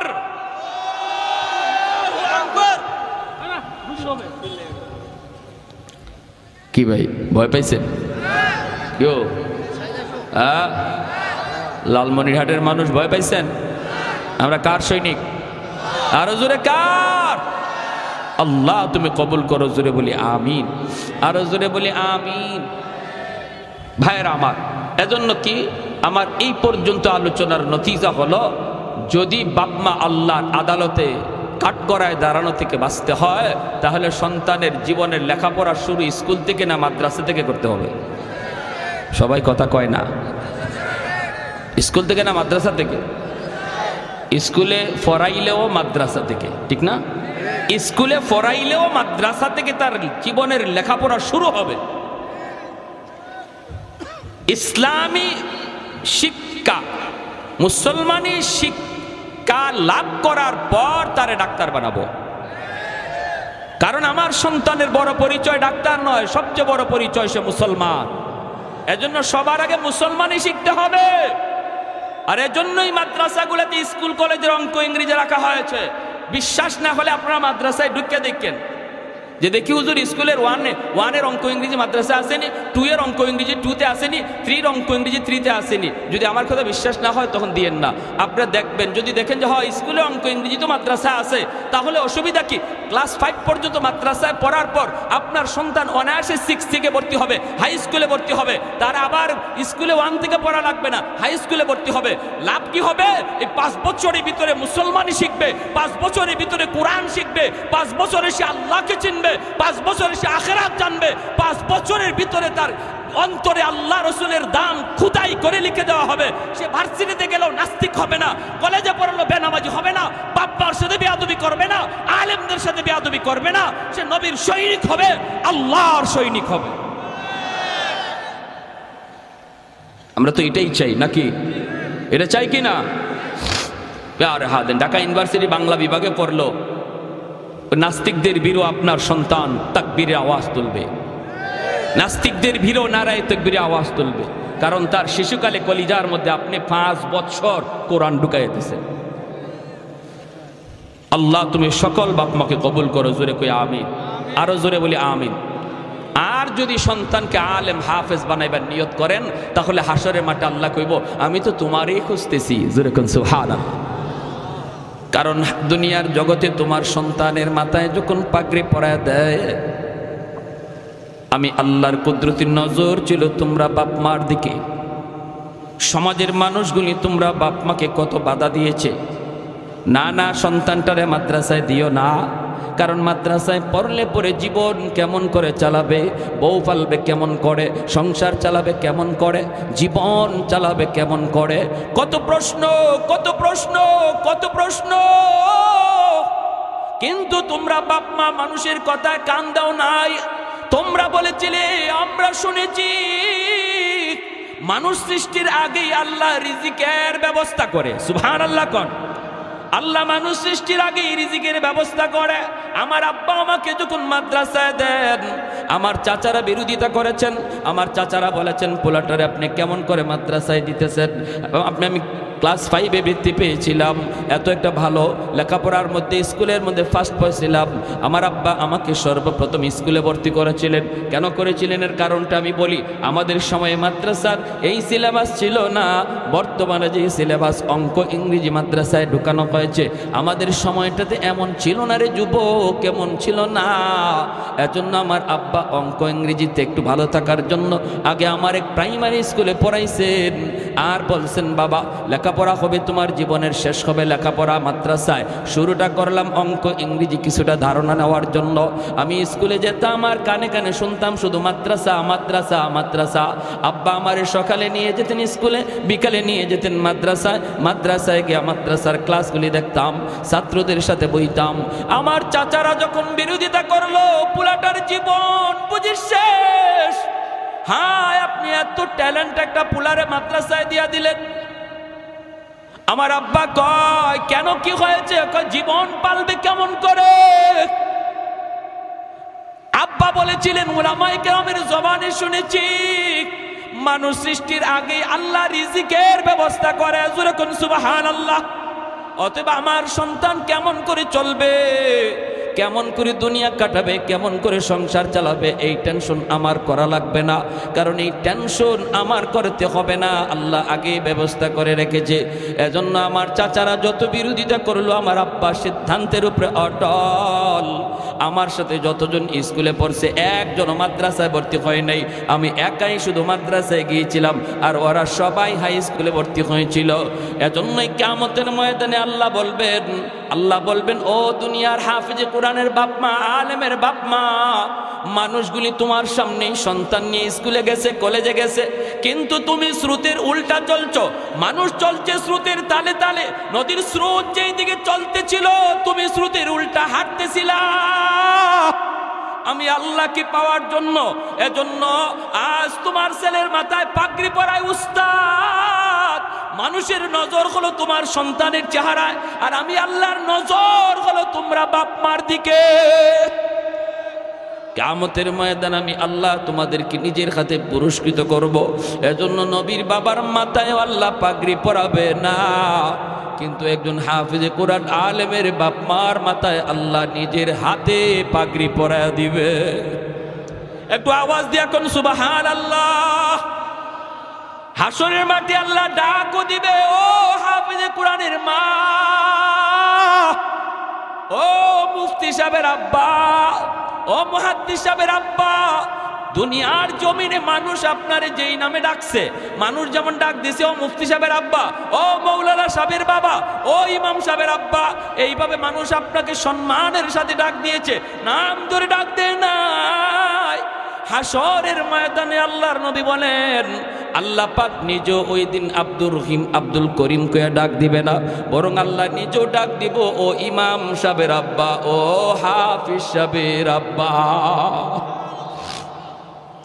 এতটা ইজ্জত এতটা সম্মান আল্লাহ আপনাকে দিবে রে বাবা, এতটা ইজ্জত এতটা সম্মান আল্লাহ আপনাকে দিবে। তাহলে আপনি কেন এই সম্মান নিবেন না? দুনিয়া তো ইজ্জত। আব্বা আমারে মাদ্রাসায় দিয়ে ঠকেন নাই, বরং আব্বা মাদ্রাসায় দিয়ে তো জিতছেন, ঠিক কিনা? আর একটু জোরে বলেন ঠিক কিনা? আমার চাচারা যারা জেনারেল শিক্ষিত ছিল, জেনারেল শিক্ষিত ছিল, তারাও আজকে আমি আল্লাহ পাক আমার দুনিয়ার লাইনে যে শান শৌকতে রাখছে, তারা এর ধারে কাছে আসতে পারে না। তুমি যদি আল্লাহর জন্য পাগল হও, আখিরাতের জন্য যদি পাগল হও, দুনিয়া আল্লাহ তোমার পিছনে দিয়া দিবে, ঠিক কিনা? আওয়াজ দিয়ে কোন? এজন্য আমার ভাই বর্তমান ইমিডিয়েট ছোট ভাই, আমার ইমিডিয়েট ছোট ভাই হলো বাংলাদেশ আইন মন্ত্রণালয়ের সচিব, রানিং উপসচিব, আমার ইমিডিয়েট আপন ছোট ভাই। কি হয়েছে? তারে এত মানুষে চেনে না, এত মানুষে দোয়া করে না। আমাকে যত মানুষে চিনে, যত মানুষে দোয়া করে, ঠিক কিনা? হ্যাঁ, তাহলে লাভ হলো কি? আমার আব্বা আমারে মাদ্রাসা দিয়ে ঠকলেন নাকি জিতলেন? আওয়াজ দেন না, আওয়াজ দেন না কেন? তাহলে আপনিও জিতবেন, আপনিও জিতবেন, আপনিও জিতবেন, আপনি বাবা জিতবেন, আপনি দাদা জিতবেন, আপনি দাদা জিতবেন, আপনি নানা জিতবেন। একজন কোরআনের পাগল নবীর যুগের একজন সাহাবী, নাম হলো হযরত আব্দুর রহমান রাদিয়াল্লাহু তাআলা আনহু। আল্লাহর নবী, রহমতের নবী, তিনি বলেছেন, জানোনি দুনিয়ার ভিতরে যে উলামায়ে কেরাম আছে, হাফেজ কোরআন আছে, মাদ্রাসা আছে, এদের দুনিয়াতে কদর কি পরিমাণ জানোনি? নবী বলেন, তোমরা জানো না, বুঝি জানো না? ইন্নাল আলিমা ইস্তাগফিরু লাহু মান ফিল আরদ ওয়া মান ফিস সামা হাত্তাল হিতানু ফি জাওফিল মা ওয়া ফি রাওয়ায়াতিন আন-নামলাতু ফি জুহরিহা। আল্লাহর নবী বলেন, এই মাদ্রাসার জন্য, হাফেজে কোরআনদের জন্য, উলামায়ে কেরামের জন্য আসমান জমিনে যত যা কিছু আসে সব কিছু তাদের জন্য দোয়া করে, 24 ঘন্টা দোয়া করে। কারণ হলো মাদ্রাসা সমাজের জন্য রহমত, কোরআন হলো জগতের জন্য রহমত।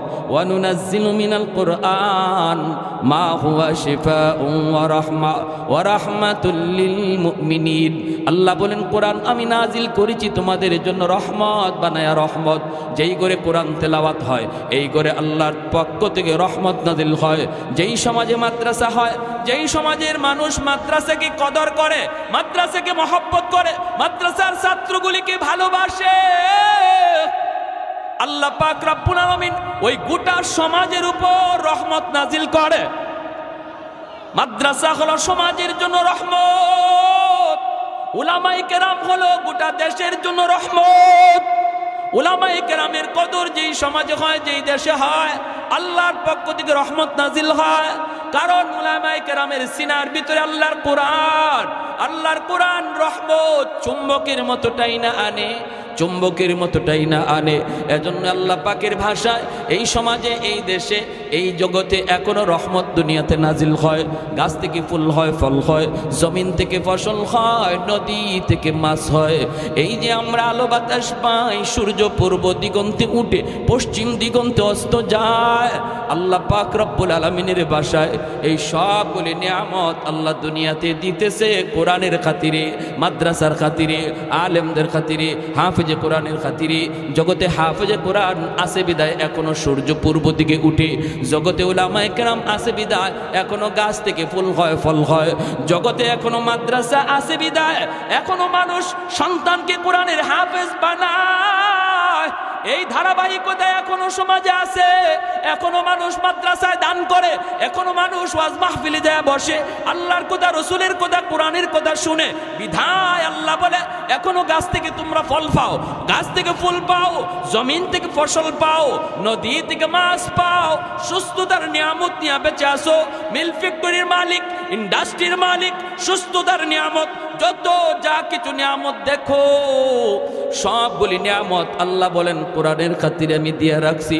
যেদিন মাদ্রাসা বন্ধ হয়ে যাবে, যেদিন উলামায়ে কেরাম জন্ম নেওয়া বন্ধ হয়ে যাবে, যেদিন মানুষ সন্তানকে হাফেজে কোরআন বানানোর কথা ভুলে যাবে, আল্লাহ পাক বলে ওই দিন গাছ থেকে আর ফুল ফল পাইবা না, জমিন থেকে আর ফসল পাইবা না, নদী থেকে আর মাছ মিলবে না, রিজিকের ব্যবস্থা আর এত সুন্দর আসবে না, সুস্থতার নিয়ামত দিয়ে হাঁটতে পারবা না। আমি আল্লাহ জগতের সমস্ত নিয়ামত একে একে উঠায় নিব। বাল আনজালতু আলাইকুমুল আযাবা সাব্বা, পরপর জমিনের ভিতরে শুধু গজব আর গজব আমি নাজিল করব। অতএব ভাইরা রে, এখন আসমানি গজব আসমানে, জমিনি গজব জমিনে আল্লাহ চাপায় রাখছি মাদ্রাসার খাতিরে।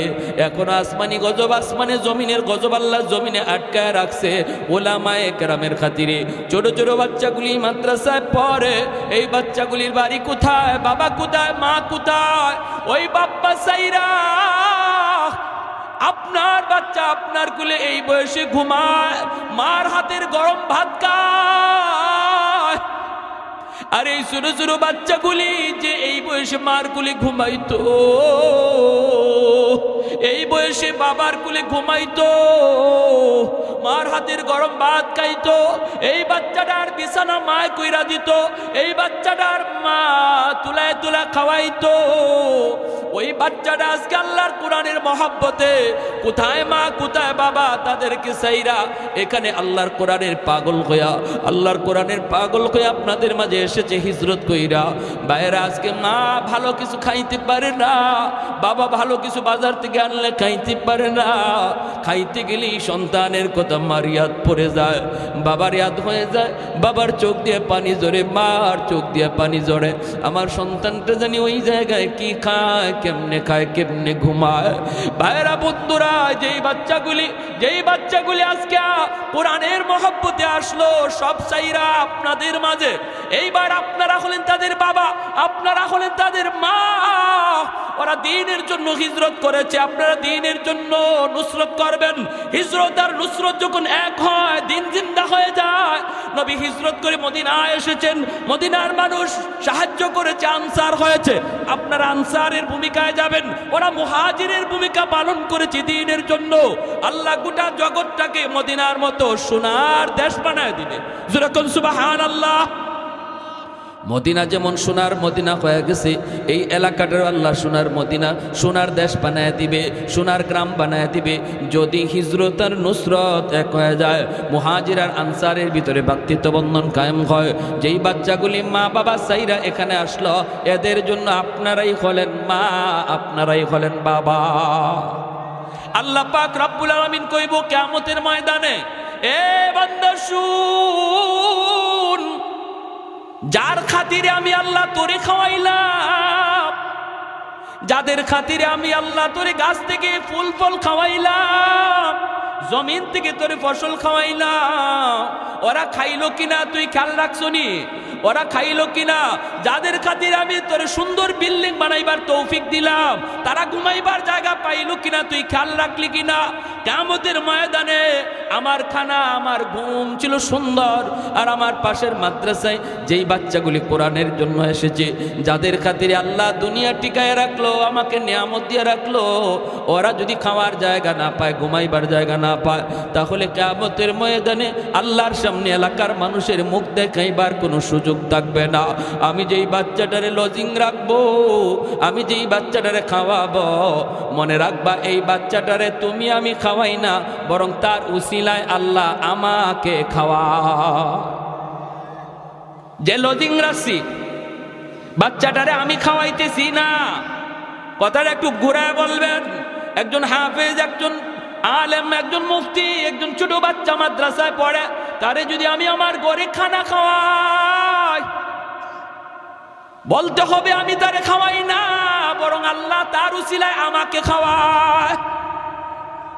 ইন্নাল আলিমা, এটা আমার কথা নয়, এটা আমার নবীর কথা। নবী বলেন ইন্নাল আলিমা ইয়াস্তাগফিরু লাহু মান ফিল আরদ ওয়া মান ফিস সামা হাত্তাল হিতানু ফি জাওফিল মা। নবী বলেন এই কথাটা তোমরা যদি ভালো করে নাও বুঝো, এই সূক্ষ্ম কথাটি যদি তোমরা নাও বুঝো, আসমান জমিনের আর যত প্রাণী আছে তারা কিন্তু ঠিকই বুঝে।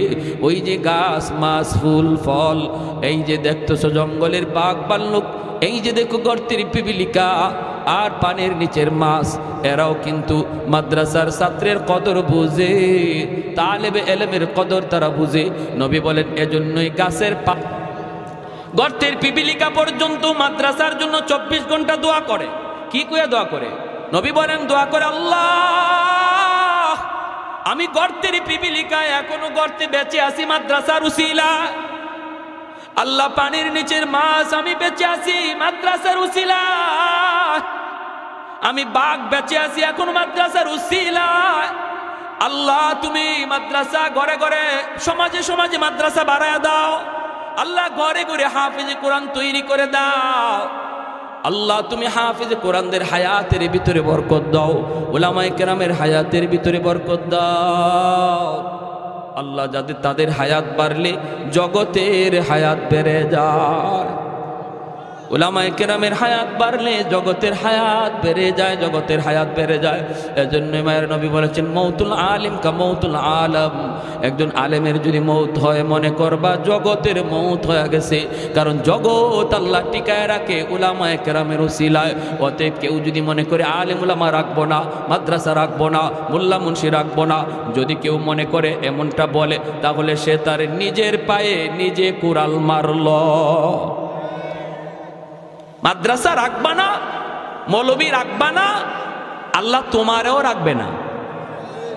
আওয়াজ দিয়ে এখন ঠিক কিনা?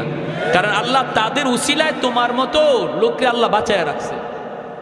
যদি ওরা না থাকে, মাদ্রাসা বন্ধ হয়, তোমার জিন্দেগি বন্ধ হয়ে যাবে। আমরা দেখছি ওটা, আলহামদুলিল্লাহ হইছে ওটা। যারা মাদ্রাসার বিরুদ্ধে কথা কইছে, উলামায়ে কেরামের বিরুদ্ধে কথা কইছে, ওয়াজ মাহফিলের বিরুদ্ধে কথা কইছে, তারা কেউ জাগাতে নাই। আওয়াজ দিয়ে বলেন, ফ্যান পরবারও আর জায়গা পায় না, ঠিক কিনা? এজন্য বলি মাদ্রাসার বিরোধিতা যে করলো সে তার নিজের পায়ে নিজে কোরআন মারলো। কেউ যদি মাদ্রাসা বন্ধ করার কথা কয়, সে তার নিজের জীবন বন্ধ করে দিল। এটা আল্লাহর কোরআন বলে, নবীর হাদিস বলে। এই কথাটা নবী বলেন, যদি তোমরা নাও বুঝো, গাছে বুঝে, গাছের পাতায় বুঝে, পিপিলিকা বুঝে, গর্তের সাপ বুঝে, পানির নিচের মাছ এই কথাটা বুঝে, বিদায় ওরা 24 ঘন্টা আলেমদের জন্য দোয়া করে। এজন্যই মানব দানব সবাই উলামায়ে কেরামকে মহব্বত করে, জিন্নাতরা পর্যন্ত উলামায়ে কেরামকে শ্রদ্ধা করে। কেন করে? কারণ জিন্নাতেরাও জানে কাদের উসিলে আল্লাহ জগৎ টিকায় রাখছে। শামসুল হক ফরিদপুরি রহমতুল্লাহি আলাইহি বহুত বড় একজন বুজুর্গ ছিলেন, আপনারা নাম হয়তো শুনেছেন, সদস্য হুজুর হিসাবে সবাই চিনে। তিনি দীর্ঘদিন দারুল উলুম দেওবন্দে লেখাপড়া করেছেন। হুজুরের বাড়ি হলো এই যে গোপালগঞ্জের গহরডাঙ্গা। হুজুর একদিন যাবেন ঢাকা থেকে গহরডাঙ্গায়, নৌকায় উঠছেন। এই নৌকায় যখন উঠছেন তখন রাত হয়ে গেছে। ওনার বাড়ি পর্যন্ত নৌকায় পৌঁছায় দেবে। মাঝিও হুজুরের বাড়ি চিনে, অনেক প্যাসেঞ্জার নৌকায় উঠলো, ঘাটে ঘাটে মানুষকে নামায়া হুজুরের ঘাটটা একবার সব শেষে মাঝি কয়, হুজুর আমি রাত 6টা বাজুক আমি আপনারে বাড়ি পৌঁছায় দিব, হুজুর আমি আপনারে চিনি, হুজুর একটু দোয়া করবেন। হুজুরের ঠিক আছে বাবা চলো। কনকনে কুয়াশার রাত, শীতের রাত, কুয়াশা, দেখাও যায় না ঠিক মতো। যাইতেছে মানুষ, ঘাটে ঘাটে নামছে। হুজুরের ঘাট সবার পরে, আরো বেশ সময় লাগবে হুজুরের ঘাটে যাইতে। ওই অবস্থায় হুজুর বলতেছে, বাবা মাঝি আমারে তুমি এখানেই নামায় দাও। কি কন? এখানেই নামায় দাও। কেন? বাবা আমারে এখানে নামা। হুজুর এটা তো আপনার ঘাট না, এখানে যদি আপনি নামেন তাহলে আপনাকে বিশাল বড় একটা হাওর পায়ে হেঁটে যাওয়ার লাগবে, আর এত রাত, প্রচন্ড কুয়াশা, কিছু দেখা যায় না। হুজুর কেন আপনি এই কাজ করবেন? আপনার ঘাটে নৌকা যাবে। হুজুর বলতেছে, বাবা তুই বুঝবি না, তুই আমাকে এখানে নামায় দে, দ্রুত নামা, আমার কাজ আছে, এখানে নামা, আমি হাওরটা পাড়ি দিয়ে পায়ে হেঁটে যাব। মাঝি অবাক হয়ে গেল। মাঝি মনে মনে কয়, আমি চিন্তায় পড়ে গেলাম, হুজুরের এত রাতে কাজ কিটা, কাজ কি এত রাতে হাওরে হুজুরের কাজ কি? কয় তাহলে ঠিক আছে আমি নামাব ঠিক, কিন্তু আমি পিছনে পিছনে যাব। হুজুর কি কাজ করে একটু দেখার জন্য হুজুরকে নামায় দিল মাঝি। পিছনে পিছনে মাঝিও নামলো, হুজুরে দেখেন নাই। মাঝি দেখতেছে, কয় আমি দেখলাম হুজুর সামনের দিকে হাঁটতেছেন, প্রচণ্ড কুয়াশা, ভালো করে দেখাও যায় না, আমাকে হুজুর দেখেন না, পিছনে আমি হুজুর খেয়াল করেন নাই, আমি একটু দূরে অবস্থান করতেছিলাম, আমি তো ঝাপসা ঝাপসা হুজুরকে দেখতেছি, যাইতেছেন যাইতেছেন, একটু পরে তাকায় দেখি নামাইলাম আমি একজন, কিন্তু কিছুক্ষণ পরে দেখি হুজুরের ডানে বামে সামনে পিছনে শত শত মানুষের আওয়াজ। আমি অবাক হয়ে গেলাম, অবাক, ভয় পেয়ে গেলাম। নামাইলাম আমি একজন মানুষ, কিন্তু ওনার ডানে বামে এত মানুষের আওয়াজ, এরা কারা, এরা কারা, এদের পরিচয় কি? পিছনে পিছনে আমি যাইতেছি, হুজুর ওদের সাথে কথা বলতেছেন, আর ওরা হুজুরকে, একজন মন্ত্রী মিনিস্টার যেভাবে হাঁটি এইভাবে হুজুরকে সামন দিক দিয়ে রাস্তা দেখে দেখে নিয়ে যাইতেছে। বাড়ি পর্যন্ত যাওয়া মাত্রই আমি দেখলাম লোকগুলা আর কেউ নাই, সবাই অদৃশ্য হয়ে গেল। হুজুর ঘরের ভিতরে ঢুকবেন, আমি যাই এই সালাম দিয়ে দিলাম, আসসালামু আলাইকুম ওয়া রাহমাতুল্লাহ। হুজুর আমাকে দেখে বলতেছেন, বাবা তুমি এখানে কেমন করে? কই হুজুর আমি তো আপনার পিছনে পিছনে আসছি। কেন আসছো, কি জন্য আসছো, কি দেখছো, কি দেখছ? কয় হুজুর আমি যা দেখছি আমার ভিতরে পানি নাই, কলিজায় পানি নাই, আমি তো প্রচন্ড ভয় পাইছি হুজুর। হুজুর আগে বলুন এরা কারা? আমি নামাইলাম আপনাকে একা, কিন্তু এত মানুষ, এরা কারা, কি এদের পরিচয়? এবার হুজুর বলতেছে, বাবা আমি বলতে পারি তোর কাছে এক শর্তে, বাবা আমার জীবদ্দশায় কারো কাছে কিছু বলবা না, কারো কাছে কিছু বলবা না। সে বলতেছে ঠিক আছে হুজুর আমি বলবো না। খাঁটি আল্লাহওয়ালারা তাদের নিজেদের কারামত কারো কাছে বলে না, কেউ দেখলে সেটা বলতেও নিষেধ করে, ঠিক না জোরে বলেন? আর ভেজাল যত জায়গায় আছে খালি সাইনবোর্ড আর অ্যাডভার্টাইজ, ভেজাল যত আছে, আশিক রসুল, মাহবুবে খুদা, গাউসে হামদানি, কুতুবে রব্বানি, সারাসুল্লি সুলকানি, নাম আর খুঁজে পাওয়া যায় না। নাম কই গেল, লকবার উপাধি পড়তে পড়তেই শেষ, ঠিক কি না? এক লোক ময়মনসিংহ গেছে, আসার পথে প্রচন্ড কুয়াশা, এরকম বন্ড ফিসাব, ড্রাইভাররা কয় থাম, সামনে দেখোস না কিছুই দেখা যায় না, ওখানে দেখ একটা বোর্ডিং দেখা যায়, সিট আছে কিনা একটু দেখ। তো ড্রাইভার গেছে, গিয়া বোর্ডিং ম্যানেজার রেখায়, স্যার রাত বাজে প্রায় 3টা 2টা, বলতেছে স্যার আপনাদের হোটেলে কোনো সিট আছে? কয় সিট তো আছে, থাকবো কেটা, থাকবো কে? থাকবে আশিক রসুল, মাহবুবে খুদা, গাউসে হামদানি, কুতুবে রব্বানি, সারাসুল্লি সুলকানি, কইতে কইতে 16টা টাইটে। ম্যানেজারে ধর্মে ভাগো, সিট নাই। ম্যানেজারে ভাবছে 16টা সিট লাগবে,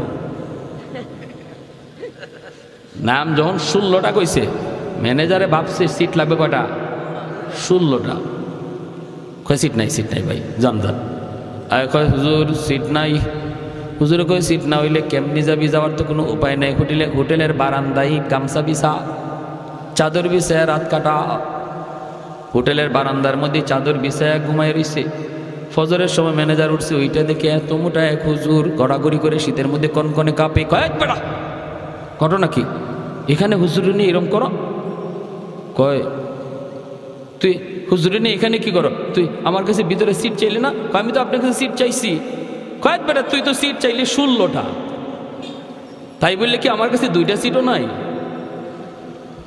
এখন হুজুরে উঠছে, উঠতে কয় রে এই টাইটেলে আমার দুনিয়াতেও সিট দিল না, মরণের পরেও সিট দিত না, ঠিক না? এই টাইটেলে দুনিয়াতেই সিট দিছে না, মরার পরেও সিট দিবে। এজন্য খাঁটি আল্লাহওয়ালা চেনার উপায় হলো তারা সহজ সরল সাদা সিধা, এত অ্যাডভার্টাইজও নাই, এত গাওয়াগাওয়িও নাই, হ্যাঁ এত লৌকিকতাও নাই। শামসুল হক ফরিদপুরি রহমতুল্লাহ আলাইহি ওই মাজিরে বলতেছেন, আমি বলতে পারি তোকে, শর্ত হলো আমার জীবদ্দশায় কারো কাছে এই কথা বলবা না। বলেন হুজুর? বাবা আমি যখন নৌকায় ছিলাম, এই নৌকায় থাকা অবস্থায় এই এলাকার জিন্নাতের সর্দার আমার কানে কানে আইসা সালাম দিয়া কয়, হুজুর আমরা আজ অনেক দিন যাবৎ আপনার অপেক্ষায়। আমাদের ভিতরে অনেক সমস্যা চলতেছে, কেউ কারো কথা মানে না, এমন দ্বন্দ্ব খুনাখুনি হওয়ার সম্ভাবনা আছে। এক পর্যায়ে আমরা সবাই একমত হয়েছি, যতগুলি সমস্যা আছে সবগুলির সমাধান আপনার কাছ থেকে নিব। আপনি যা বলবেন আমরা সবাই মাথা পেতে মেনে নিব, কেউ আর আমরা কোনো ধরনের বিরোধিতা করব না। হুজুর একটু দয়া করে যদি এই জায়গায় নামতেন, পায়ে হেঁটে যদি বাড়িতে যাইতেন, হাওরটা আমরা পাহারা দিয়া দিয়া আপনাকে বাড়ি পর্যন্ত পৌঁছায় দিব। আর মাঝখানে আমাদের যত যা কিছু জানার প্রয়োজন সব আমরা জেনে নিব। আল্লাহু আকবার। मैं तालिब मौला हो मेरे इश्क़ निराला, मैं तालिब मौला हो मेरे इश्क़ निराला, है जुमला जहाँ जिनके तजल्ली से उजाला, है जुमला जहाँ जिनके तजल्ली से उजाला, मैं दरूद जहाँ गैर खुदा यार नदारम, जुज़ याद खुदा ही दिगर कार नदरम, जुज़ याद खुदा ही दिगर कार नदरम। ज़ोरे कुन अल्लाहु अकबर। আর একটু জোরে কোন আল্লাহু আকবার। তাহলে আল্লাহর নবী বলেছেন উলামায়ে কেরামকে মানব দানব পশু পাখি সবাই শ্রদ্ধা করে, কারণ হলো ওরা জানে উলামায়ে কেরামের উসিলায় আল্লাহ সবাইরে খাওয়াইতেছে। ঠিক কিনা? ঠিক কিনা? আমার আপনারও আল্লাহ খাওয়ায় মাদ্রাসার উসিলায়, ঠিক কিনা? আমি মাদ্রাসা দান করলেও মাদ্রাসা চলবে, না করলেও মাদ্রাসা চলবে, বাকি মাদ্রাসায় আমি দান কইরা মাদ্রাসা টিকায় রাখছি, বিষয়টা এমন নয়, বরং মাদ্রাসায় উসিলায় আল্লাহ আমাকে টিকায় রাখছে। ঠিক কিনা রে ভাই? আমাদের সিলেটের বহুতপুরে একজন আল্লাহর ওয়ালি, নাম হলো শাইখে কাতিয়া রহমতুল্লাহি আলাইহি, কুতবুল আলম শাইখুল ইসলাম হুসাইন আহমদ মাদানী রহমতুল্লাহি আলাইহির সুযোগ্য শাগরেদ। হুজুর এরকম যেভাবে গেছেন, যেখানে গেছেন সেখানেই মাদ্রাসা তৈরি করেছেন। কারণ উনারা দেখতেন, উনারা জানতেন আসমানের কুটি হলো মাদ্রাসা, আসমানের খাম্বা হলো মাদ্রাসা। মাদ্রাসা যেখানে হবে এখানে রহমত থাকবেই থাকবে। যেদিকে গেছেন ওই দিকেই মাদ্রাসা তৈরি করেছেন। এজন্য বিদাতীদের দল, ভণ্ডদের দল হুজুরকে হত্যা করার জন্য ওরা ষড়যন্ত্র করে। ওই মৌলবীর কারণে তো আমরা গান বাজনা করতে পারি না, আমরা এক্সিবিশন করতে পারি না, যাত্রার প্যান্ডেল করতে পারি না। এই মৌলবীর হত্যা করা ছাড়া কোনো উপায় নাই, উপায় নাই। আল্লাহর ওলির কাছে একবার ডাকাতের দল ভরা মৌসুম, আপনারা জানেন সিলেট এলাকাতে অনেক বেশি বন্যা হয়। একবার এরকম বন্যা হয়েছে, বন্যার ভিতরেই মাদ্রাসায় ডাকাতের দল নৌকা নিয়ে মাদ্রাসায় হাজির হয়েছে।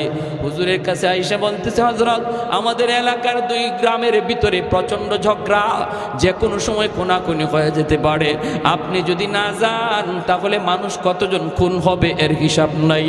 সবাই এক বাক্যে মেনে নিয়েছে, আপনি যেই সমাধান দিবেন এই সমাধান সবাই মেনে নিবে। ভাটি এলাকার মানুষগুলা হুজুরকে এইভাবেই মানত, এইভাবেই শ্রদ্ধা করত।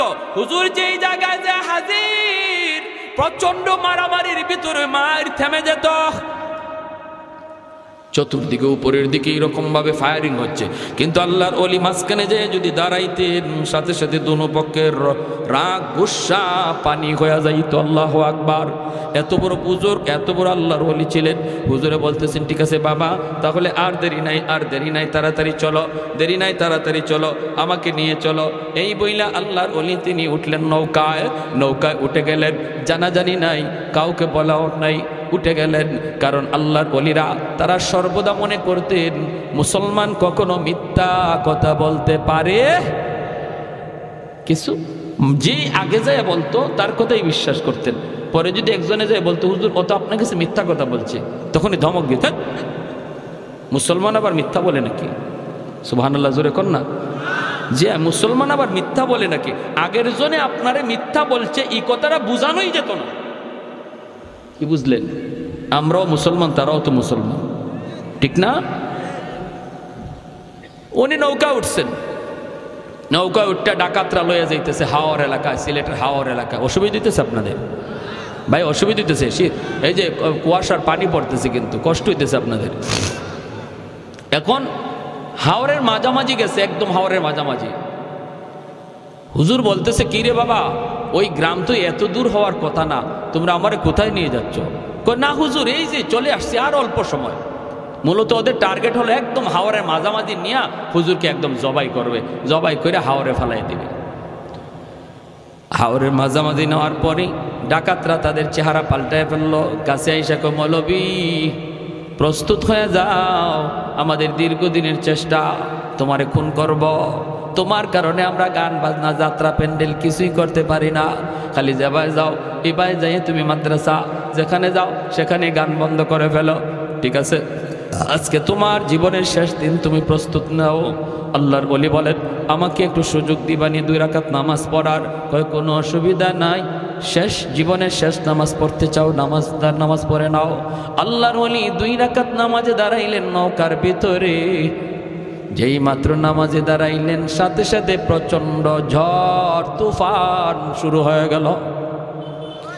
এমন তুফান, এমন ঝড়, মুহূর্তের ভিতরে আকাশের রং চেঞ্জ।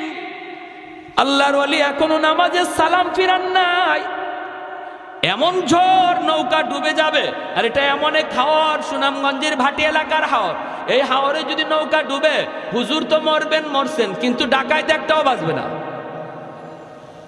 এখন ডাকাতের দলগুলি কয়, তাড়াতাড়ি নৌকা সামাল দেওয়া, আগে মৌলবীরে আগ পরে মারবো, আগে নৌকা সামাল দিয়ে নিজের জান বাঁচাও। ওরা তুফান আর ঝড়ের কবল থেকে নিজেকে বাঁচানোর জন্য নৌকা সামাল দিতে লাগলো, নৌকা সামাল দিতে লাগলো। আল্লাহর ওলি তিনি তো নামাজে খবর নাই এইদিকে এত ঝড় বয়া যাইতেছে।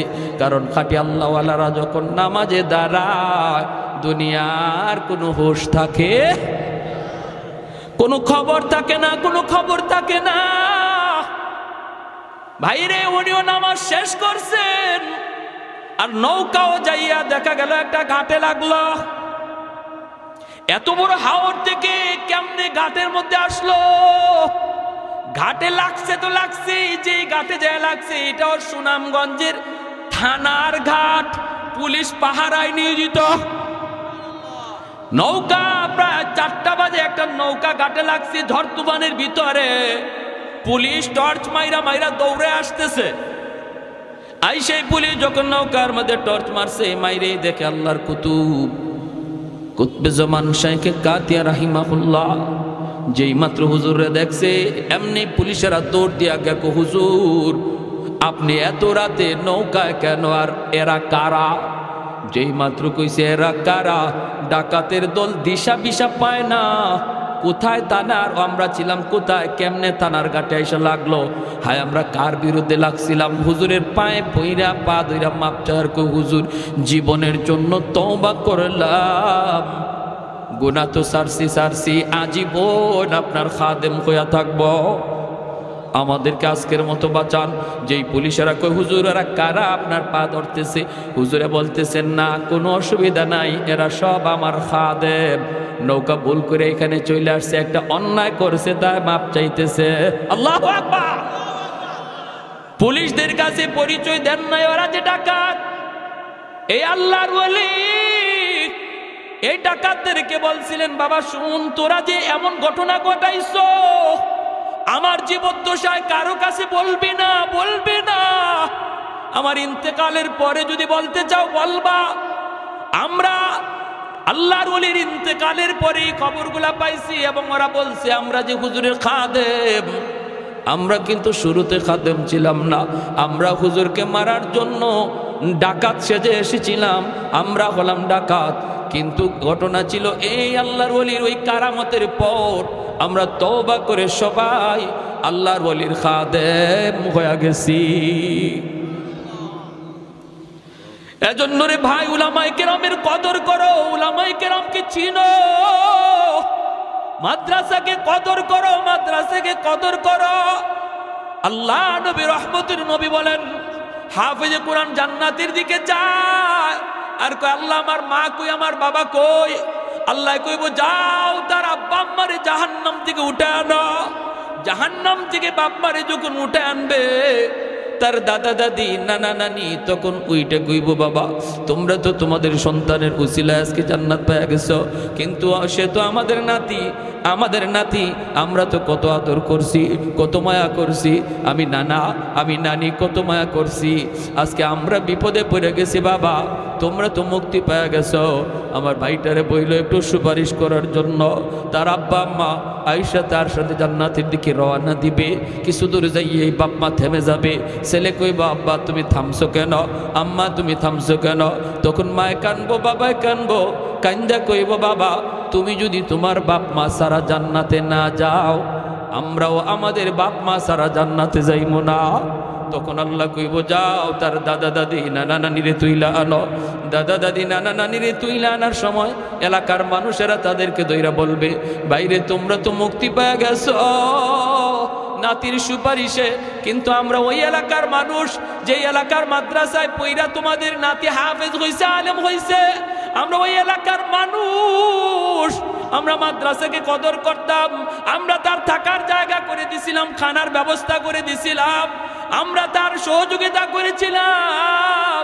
একটু যায়া বইল মালিকের কাছে আমাদের জন্য যেন একটু সুপারিশ করে।